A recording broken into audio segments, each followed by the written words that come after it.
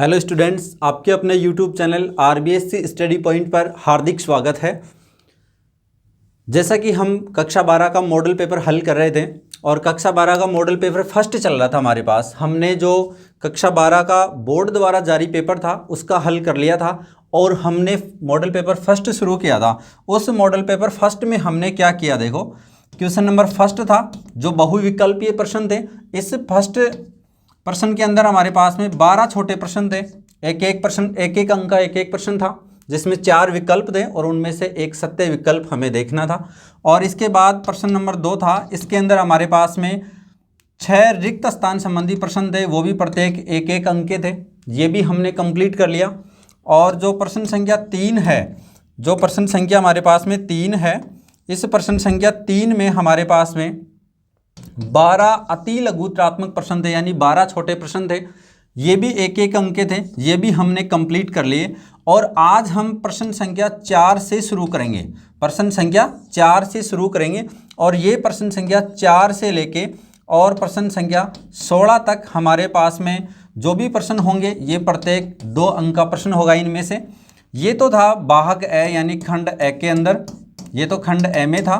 और ये है खंड ब, खंड ब है, ये आज हम पढ़ेंगे। तो आप हो जाओ तैयार पढ़ने के लिए और अपने साथियों को भी बताइए कि यहाँ हमें मॉडल पेपर पढ़ाए जा रहे हैं। तो इसके लिए हम देखते हैं कि मॉडल पेपर जो हैं इनको पढ़ करके आप अच्छे अंक ला सकते हैं। देखो इस समय ये ऐसा है जिसके अंदर आप मॉडल पेपर हल करके अच्छे अंक ला सकते हैं। तो इसके लिए आप तैयार हो जाइए। और जो काम हमें कोई ऐसे कहे कि ये काम आप नहीं कर सकते, यानी ये काम आप नहीं कर सकते, और वो काम हम करें तो हमें बहुत ही खुशी होती है, बहुत ज़्यादा खुशी होती है। जीवन में सबसे बड़ी खुशी तब होती है जब लोग कहें कि ये काम आप नहीं कर सकते और वही काम हम करके दिखाएं। जीत और हार अपनी सोच पे निर्भर करती है, जीत और हार अपनी सोच पर निर्भर करती है। अगर मान ले तो हार है और ठान ले तो जीत है। तो आप अपने लक्ष्य के लिए तत्पर रहिए और अपने अंदर एक दृढ़ संकल्प लीजिए कि हम अच्छे से मेहनत करके बहुत ही अच्छे अंक लेके आएंगे।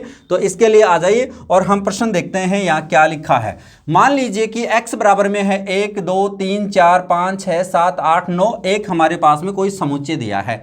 और मान लीजिए कि x में एक जो रिलेशन है हमारे पास में, r का मतलब यहाँ है रिलेशन, यानी संबंध दिया है हमें कि यहाँ x y 2 एलिमेंट होंगे और x y 2 एलिमेंट हैं। और इन दोनों में रिलेशन क्या है, x और y किस फॉर्म में लिखे गए हैं, ये इस तरीके के एलिमेंट लिखे गए हैं यहाँ कि x माइनस वाई, x और माइनस वाई करें, यानी x और y का हम अंतर करें तो वह संख्या 3 से भाज्य होनी चाहिए, यानी उस संख्या में 3 का पूरा पूरा भाग जाना चाहिए। द्वारा प्रदत्त एक संबंध r है, ये संबंध r दिया है हमें।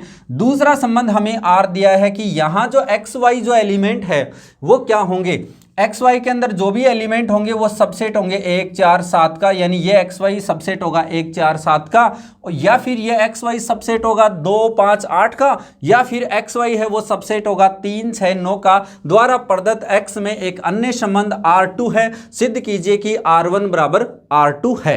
हमें ये सिद्ध करना है कि दोनों संबंध क्या हैं, बराबर है, R1 और बराबर में R2 है। तो सबसे पहले तो हम x लिखते हैं कि x में क्या क्या एलिमेंट है, 1 2 3 4 5 6 7 8 और 9, ये हमें दिए हैं इसने। अब हम यहाँ देखते हैं कि सबसे पहले R1 संबंध लिखते हैं, संबंध R1 लिखते हैं। संबंध R1 के लिए हमारे पास में देखो क्या होगा, किस टाइप के एलिमेंट है, यहाँ एक्स वाई और यहाँ जो एक्स वाई है x माइनस वाई का अंतर 3 से भाज्य है, 3 से भाज्य है, ये हमें दिया है इसने। तो अब हम देखते हैं कि R1 संबंध के बारे में क्या लिखेंगे। तो देखो सबसे पहले तो हम यहाँ x और y के रूप में अगर कोई 2 एलिमेंट लें तो पहले हम ये काम करते हैं कि R1 के लिए हम ये लिखें कि एक एलिमेंट लिया आपने एक, यानी x की जगह एक एलिमेंट लिया है। अब y की जगह क्या लें कि इनका अंतर क्या आ जाए, y की जगह क्या एलिमेंट लें कि इनका अंतर क्या आ जाए, 3 आ जाए। इनका अंतर 3 से भाज्य कोई संख्या है, एक है, एक में से कौन सी संख्या घटाएं, तो क्या संख्या ले सकते हैं, यहाँ 4 ले सकते हैं, तो हमारे पास में 3 आ जाएगा। और क्या ले सकते हैं, और इसकी जगह क्या ले सकते हैं 7, तो 1 - 7 तो 6 आ जाता है, तो भी यहाँ में हमारे पास में क्या मिल जाएगा, तो भी हमारे पास में अंतर है वो 6 मिल जाएगा, यानी 3 से भाज्य मिल जाएगा। और अगर हम दूसरी बात करें तो अगर 2 लें हम एलिमेंट, क्या लें 2 लें, तो 2 के साथ क्या ले सकते हैं, 2 के साथ हम 5 ले सकते हैं, 2 के साथ हम क्या ले सकते हैं 5 ले सकते हैं, और क्या ले सकते हैं 2 और 5 3 हो गया, और क्या ले सकते हैं 2 के साथ अगर हम ले तो 8 ले सकते हैं, तो यहाँ 6 आ जाएगा, तो 6 भी क्या होता है, यहाँ क्या लेंगे हम 8 लेंगे, यहाँ लेंगे हम 8, तो 2 और 5 का अंतर 6 हो गया, इसमें भी 3 का भाग जाता है। और क्या लें हम, अगर मान लो हम 3 लें यहाँ, अगर हम यहाँ 3 लें तो कौन सा मान लेंगे हम, 3 लें तो 3 के साथ हम क्या लें 6 ले सकते हैं, तो हमारे पास में अंतर 3 बच जाएगा जो 3 से भाज्य है। और अगर 3 के साथ हम 9 लें, 3 के साथ हम 9 लें तो ये 9 आ गया, तो 6 का अंतर हो गया, तो ये भी 3 से भाज्य हैं। ये R1 संबंध के जो एलिमेंट थे हमारे पास में वो आ गए। देखो XY इस टाइप के एलिमेंट हैं हमारे पास में कि 1 4 7 और 2 5 8 और 3 6 9 आ गया। ये R1 संबंध के जो एलिमेंट हैं वो आए हैं, R1 के लिए आ गए, R1 के लिए समुच्चय हैं ये, कि ये हम सेट ले सकते हैं। और R2 में क्या है, R2 में कहें तो क्या है, R2 में क्या है, R2 में हमारे पास लिखा हुआ है, R2 में 2 5 8, यानी जो XY एलिमेंट होंगे वो क्या होंगे, XY एलिमेंट होंगे वो सबसेट है क्या 1 4 7, और XY एलिमेंट या फिर यह है यहाँ, और XY एलिमेंट किसका सबसेट है, सबसेट है 2 5 8 का, 2 5 8 का सबसेट है। और क्या है, या फिर XY क्या है, सबसेट है 3 6 9 का, 3 6 9 का है। अब हम यहाँ से देखते हैं कि यहाँ पर भी हमारे पास XY एलिमेंट क्या है कि ये इसका सबसेट है, तो इसका मतलब हम क्या कहेंगे, देखो R1 जो है वो क्या आ गया, R1 के अंदर जो एलिमेंट है देखो 1 4 7 2 5 8 3 6 9, ये सेट इसके अंदर है, XY के ही सेट है ये भी, तो ये भी इसके अंदर है। देखो यही सेम टू सेम इसमें 1 4 7 और 2 5 8 और यहाँ 3 6 9, यानी R1 जो है ये सबसेट हो गया R2 का, तथा आप इसे ये भी कह सकते हैं कि जो R2 है ये सबसेट है किसका, R1 का। अगर ये दोनों आपस में सबसेट है, यानी 2 सेट हैं और ये दोनों आपस में सबसेट हैं, यानी R1 R2 के सबसेट, R1 R2 का सबसेट है और R2 R1 का सबसेट है, तो हम इसे क्या कह सकते हैं, इसका मतलब R1 बराबर में क्या होगा, R2 होगा। R1 बराबर में क्या होगा, R2 होगा। इन दोनों में एलिमेंटों, जो भी एलिमेंट आ रहे हैं वो सारे क्या है, बराबर हैं, जो भी एलिमेंट आ रहे हैं वो क्या है, बराबर हैं। और अब हम अगले प्रश्न पे चलते हैं, और अगला प्रश्न क्या है वो देखते हैं। देखो अगला प्रश्न दिया है हमें कि सिद्ध कीजिए कि अवयव A 0 1 -1 -1 0 1 1 -1 0 एक विषम सममित अवयव है। तो देखो हम बात करते हैं सममित और विषम सममित अवयव की, सममित और विषम सममित अवयव की। सममित और विषम सममित अवयव की कंडीशन क्या होती है, सममित और विषम सममित अवयव ज्ञात करना। सममित और विषम सममित अवयव ज्ञात करना कैसे करते हैं, माना कोई अवयव यानी कोई मैट्रिक्स A है, कोई मैट्रिक्स क्या है, तो ये सममित कब होती है, सममित के लिए अगर मान लो A' लें और वो A के ही बराबर आ जाए, अगर A' लें और वो A के बराबर आ जाए तो सममित अवयव है। और विषम सममित कब होती है, विषम सममित अगर किसी मैट्रिक्स का डैश लें यानी परिवर्तक लें और वो -A के बराबर आ जाए, किसके बराबर आ जाए, -A के बराबर आ जाए, तो ये क्या हो जाएगा हमारे पास में, सममित और विषम सममित की कंडीशन हो जाएगी। इसी प्रकार इस प्रश्न को हम देखते हैं कि यहाँ हम सममित और विषम सममित कैसे करेंगे।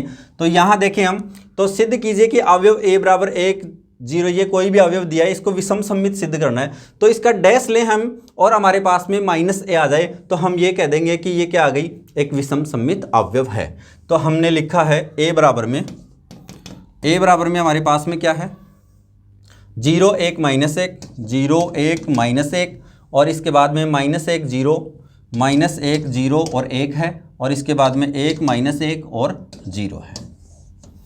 तो अब हम देखते हैं यहाँ, देखो इसका a डैश लेते हैं।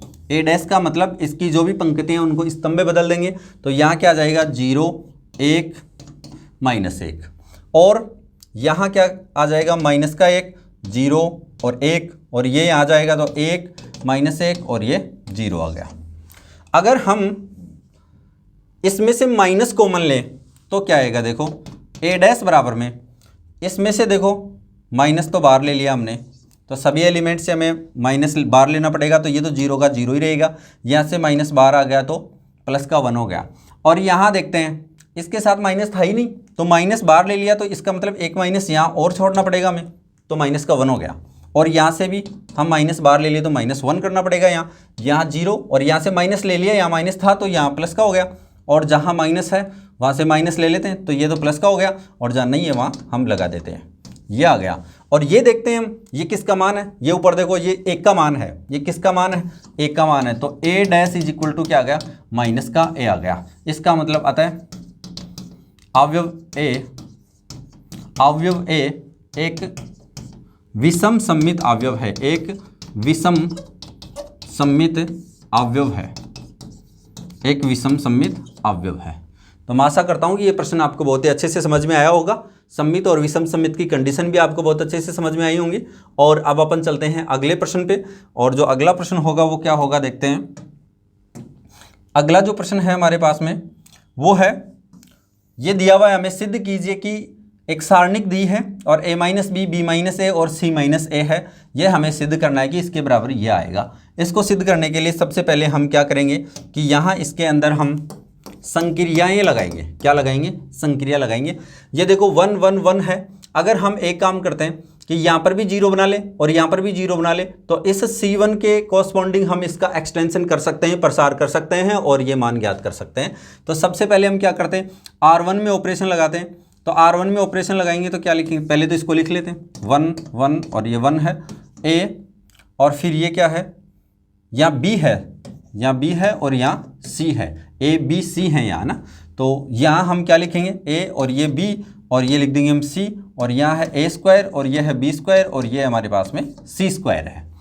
तो इसके अंदर आगे हल करते हैं तो क्या करेंगे, देखो इसके R1 में हम ऑपरेशन लगाते हैं, R1 में ऑपरेशन लगाते हैं, और ये R1 है और ये R2 है और ये R3 है। R1 में ऑपरेशन लगाएं यानी संक्रिया लगाएं तो क्या करेंगे, R1 में से क्या घटाएंगे, 0 बन जाएगा, तो हम R2 को घटा देते हैं। तो R1 में से R2 को घटा दिया हमने, साथ ही हमें यहाँ भी 0 बनाना है, तो हम क्या करेंगे R2 में से R3 घटा देंगे। R2 में से R2 में ऑपरेशन लगा रहे हैं तो R2 - R3 कर देंगे। तो हमारे पास में क्या आएगा देखते हैं। तो हमारे पास में देखो क्या आएगा, यहाँ तो क्या आ जाएगा 1 - 1 0 हो जाएगा, यहाँ क्या आ जाएगा a - का b, और यहाँ क्या आ जाएगा a² - b², और यहाँ क्या आ जाएगा 0, और यहाँ क्या आ जाएगा b - c, और यहाँ क्या हो जाएगा b² - का c²। और नीचे वाले में हमने कोई ऑपरेशन नहीं लगाया तो ये ऐसे कैसे रखना है, R3 ऐसा कैसा 1c, और ये क्या आ गया c² आ गया। ये हमने सारणिक ऐसे कैसे रख दी। अब हम इसका क्या करते हैं, C1 के इसके कोरस्पॉन्डिंग हम क्या कर लेते हैं, प्रसार कर लेते हैं। C1 के अनुदिश प्रसार करने पर C1 के अनुदिश हम क्या करते हैं, प्रसार करते हैं। तो देखते हैं यहाँ क्या आएगा। देखो अगर C1 के अनुदिश इसका प्रसार करते हैं हम, तो हमारे पास में क्या आएगा, यहाँ इसके अनुसार करेंगे 0 के अनुसार, 0 के लिए A11 के लिए, तो हमारे पास में बार 0 रखना पड़ेगा मल्टीप्लाई में, तो अंदर का पूरा ही 0 हो जाएगा। फिर दूसरा एलिमेंट रखेंगे -0 लगा के इसके कोर्स, तो भी 0 हो जाएगा। तो हमारे पास 1 ही बचेगा, इस 1 के अनुदिश ही जो आएगा वो आ जाएगा। तो हमारे पास यहाँ क्या आ जाएगा 1 तो बाहर आ जाएगा, और साथ में क्या आ जाएगा। तो सबसे पहले देखो हमें ये भी सिद्ध करना था कि a - b और b - c c - a है। तो देखो यहाँ से a - b कॉमन भी आ रहा है, तो पहले हम यहाँ क्या करेंगे a - b कॉमन ले लेते हैं। सबसे पहले हम क्या करते हैं a - b कॉमन ले लेते हैं। देखो प्रथम पंक्ति से हम लिख देते हैं, प्रथम पंक्ति से a - b कॉमन लेने पे a - b तथा द्वितीय पंक्ति से तथा द्वितीय पंक्ति से बी माइनस सी उभयनिष्ठ लेने पर, तो बी माइनस सी उभयनिष्ठ लेने पर, यहाँ से हम b माइनस सी उभयनिष्ठ ले लेते हैं। तो यहाँ तो जीरो है, यहाँ से तो कुछ भी कॉमन लो, कोई फर्क नहीं पड़ेगा। यहाँ से देखो a माइनस बी, इसे हम लिख सकते हैं ए स्क्वायर माइनस बी स्क्वायर, तो ए माइनस बी और ए प्लस बी लिख सकते हैं इसको। तो यहाँ से a माइनस बी कॉमन ले लेंगे तो यहाँ a प्लस बी बच जाएगा, और यहाँ से b माइनस कॉमन ले लेंगे तो b प्लस सी बच जाएगा। तो यहाँ से शुरू में तो हमने क्या कॉमन लिया, a माइनस बी, और दूसरी पंक्ति से हमने कॉमन लिया b माइनस सी। अब अंदर क्या बच गया, देखो 0 0, ये तो ऐसा कैसा रहेगा, 0 0 और नीचे वाला 1 ऐसा कैसा रहेगा। यहाँ से a माइनस बी कॉमन आ गया तो 1, और यहाँ 1 और ये c ऐसा कैसा, तो यहाँ आ गया 1 और ये 1 और ये c आ गया हमारे पास में। अब हम देखते हैं यहाँ a प्लस बी और यहाँ b प्लस सी बच जाएगा, a प्लस बी और यहाँ बच जाएगा b प्लस सी, और नीचे क्या बच जाएगा, सी स्क्वायर बच जाएगा, और इसको ऐसा कैसा रख देंगे हम। अब देखते हैं हम क्या करें। अब इसके अंदर हम ये करते हैं कि अब C1 के अनुदिश हम इसका क्या कर लेते हैं, प्रसार कर लेते हैं। तो देखते हैं अब C1 के अनुदिश प्रसार करने पर, C1 के अनुदिश प्रसार करने पर, C1 के अनुदिश प्रसार करते हैं तो हमारे पास में आ जाएगा a माइनस बी, और यहाँ आ जाएगा b माइनस का c, और यहाँ देखते हैं हम इसके अनुदिश अगर प्रसार करें तो यहाँ 1, और अगर मान लो इसके अनुदिश कर रहे हैं तो इसको और इसको दबा देंगे तो हमारे पास में क्या बच जाएगा, 1 1 और a प्लस बी, और यहाँ बच जाएगा b प्लस सी। ये हमारे पास सारणिक में इसके पास बच जाएगा।